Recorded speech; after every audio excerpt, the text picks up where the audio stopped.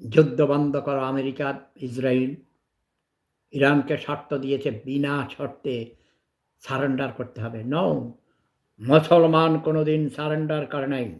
পৃথিবীর ইতিহাসে, মুসলিম ইতিহাসে কখনো তার নজির নেই। মুসলমানরা জীবন দেবে, কখনো কারো কাছে মাথা নত করবে না। আসুন, বিশ্বের সকল মুসলমান, শিয়া, সুন্নি, ওয়াহাবি, সালাফি, কালাফি যত আছে সবাই মিলে ঐক্যবদ্ধ হয়ে এই শত্রুর মোকাবিলা করতে হবে।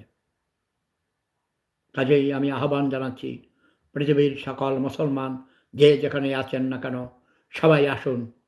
আমি জিহাদ ঘোষণা করছি আমেরিকা এবং ইসরায়েলের বিরুদ্ধে। এই জিহাদে সবাই অংশগ্রহণ করুন, ঝাঁপিয়ে পড়ুন। শত্রুকে নির্মূল করে দিতে হবে। নারায়ে তাকবীর, আল্লাহু আকবার, আল্লাহু আকবার, আল্লাহু আকবার। তার বিরুদ্ধে যুদ্ধ বন্ধ করো। এই যুদ্ধ কারা শুরু করেছে, কেন করছে? আজ সকালে ঘুম থেকে উঠে আমি খবরটা দেখে অত্যন্ত দুঃখিত হয়েছি।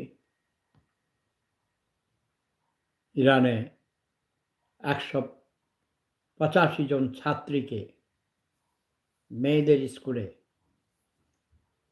বোমাবর্ষণ করে হত্যা করেছে। আরো অনেকে আহত হয়েছে। নিহত হয়েছে শুনেছি ১৮৫ জন। ইসরায়েল, আমেরিকা এই যুদ্ধ শুরু করেছে মানবতার বিরুদ্ধে। ইরান থেকে তেল নিয়ে যাওয়ার জন্যে, গালফ অঞ্চল থেকে আরবের এই অঞ্চলে অনেক তেল, এই তেল নিয়ে যাওয়ার জন্যে এই যুদ্ধ। আমেরিকার এই আগ্রাসন বন্ধ করতে হবে। আমরা এই আগ্রাসী মনোভাব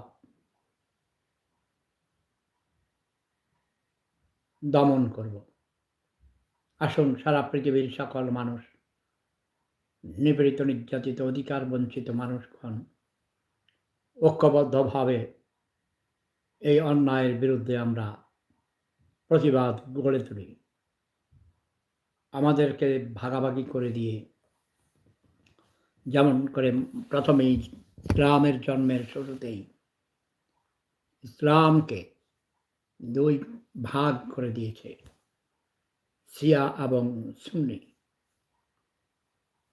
শিয়াদেরকে সুন্নিরা বলে তোরা কাফের, তোরা মুসলমান না। বাংলাদেশে এই যে আমি ঘণ্টাখানিক আগে দেখলাম সেটা।